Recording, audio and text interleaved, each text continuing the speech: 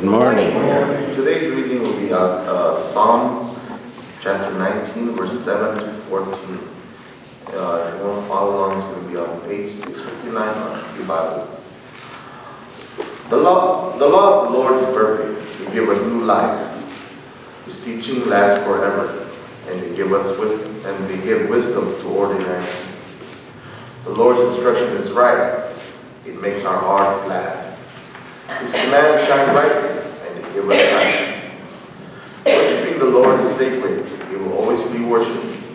All of his decisions are correct and fair. They are worth more than finest gold and are sweeter than honey from a honeycomb. But by your teachings, Lord, I am warned. By obeying them, I am greatly rewarded. None of us know our faults. Forgive me when I sin without knowing it. Don't let me do wrong on purpose, Lord, or let sin have control over my life. Then I will be innocent and not guilty of some terrible fault. Let my words and my thoughts be pleasing to you, Lord, because you are my mighty rock and my protector. The Almighty bless this reading in the name of Jesus.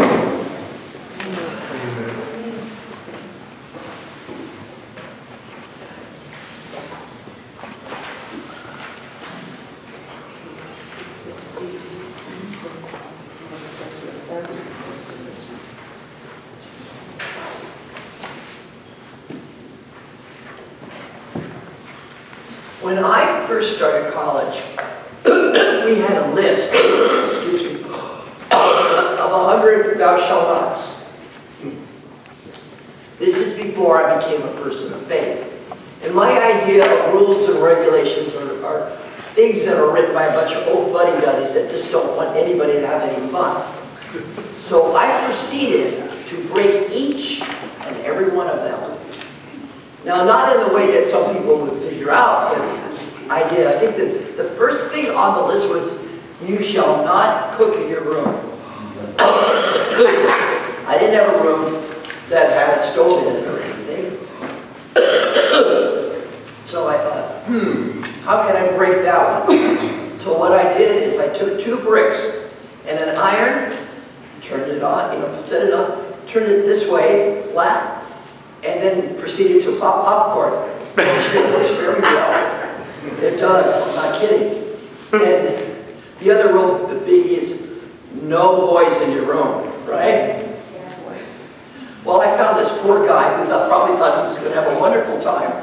This was a girls' dorm, and so I got him to come up to my room, and I checked it off and then sent him on his way. I just wanted to break the rule. I didn't want to have anything to do with this guy. I didn't know who he was. And I went on and on and on with breaking the rules.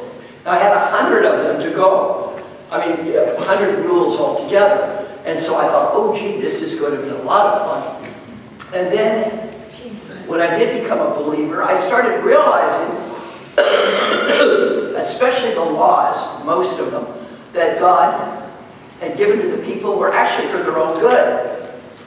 And it took me a long time to really appreciate, especially the 10 Commandments.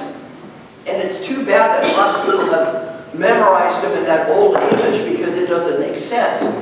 To covet something is to want to have it for yourself, right? You see your neighbor and like, whoa, that is nice. Boy, I'd like to have that. That's what coveting is. And bearing false witness, basically that you should not gossip about your neighbor. First of all, it may not even be true, and you could absolutely ruin their reputation, which could even involve them losing their job. And I'm just thinking of a family that I knew quite well. The father was an insurance salesman, and he was very, very successful. He didn't own the agency, but he was the top salesperson. So his son, Mark, wanted to go to Disneyland. And so the father wanted him to have a sense of what it is to work, to do something, to not just have somebody hand you all that money. Now this was a number of years ago. Disneyland wasn't over $100, but it was still quite expensive. So his son, who was a pretty clever little guy, said, "Dad, what if every time you break one of the 10 Commandments, I get a quarter? And you think, oh, you know, I mean, the father was a good guy. He really was. He was a very nice person. What if I got a quarter every time you broke one? He goes, you're on, like, no problem. Well, anyway, the father had heard some really interesting news about one of the family friends. And it wasn't very good. It was what you'd call juicy, right? Yeah. Juicy. Yeah, supposedly this friend of his was having an affair with this other woman that worked in the office. Now, he didn't know it was true. He didn't see it with his own eyes. But it was such good, juicy gossip that he had to tell. So he heard his dad talking on the phone about this man. And what do you think his son did? Hi, cough it up. That's gossiping. That's one of the things that you don't do in the 10 Commandments. So we really got some money for that one. And a lot of other times too. It wasn't the only time Dad gossiped, because Dad loved to gossip. He was a very social person, knew a lot of people, and gossiping probably was his #1 fault. Then the neighbor next door got a brand new Lexus. It was gold. You know, the kind with the acrylic, not acrylic, but the kind of paint, you know, that makes it kind of, yeah. So anyway, he went out there and the neighbor showed him the car. And then of course when he came home, he said to his wife, wow, that is really a neat car. And it has the thing in the back, I mean, where you can see, when you back up, you can see what's behind you and things like that. He goes, wow, but I'd love to have that. Better known as coveting, right? You want something that belongs to somebody else and you feel jealous because you don't have it, okay? And even that God is the only God you worship. Well, Dad would often talk about things that were important to him and really looked up to certain people even and would mention their name and say, wow, I wish I could be more like say, Ben. He's so successful. You know, I really look up to Ben. I really, you know, I admire him so much. I mean, this guy had no idea how much money his son could get, even in one day, especially gossiping thing. And the thing is, I started giving it some thought and realized that especially your 10 Commandments, that's something most anybody could agree upon, no matter what your faith tradition is, right? We do worship other gods. We make gods of other things, don't we? Let's be admitting it, yes? And even graven images would have something to do with, you know, like fashioning something and looking up to that thing. I think the only thing he didn't break was adultery. That's the only thing he didn't break. Well, at least he didn't break it in the time between when the son asked for the quarter and it was time to go to Disneyland. We don't know that. He didn't kill anybody, right? Say this again? He didn't kill anybody. Well, the son never caught him, okay? Yeah. But what I'm trying to think, he was a nice guy. I mean, this is not a bad person, but we're all guilty of things not even recognizing when they're doing them. And sometimes you have some young child at your home who's trying to earn a quarter for every time you break it. They'll remind you with no problem that, hey, let's cough it up, give you some money, because you gossiped again. Good way to teach them. You wanted something that somebody else had. Oh, I love about the stealing. The father prided himself. Oh, I don't steal. I would never do that. You know, I was brought up properly. Well, guess what? The son was being a little more observant because he wanted his money.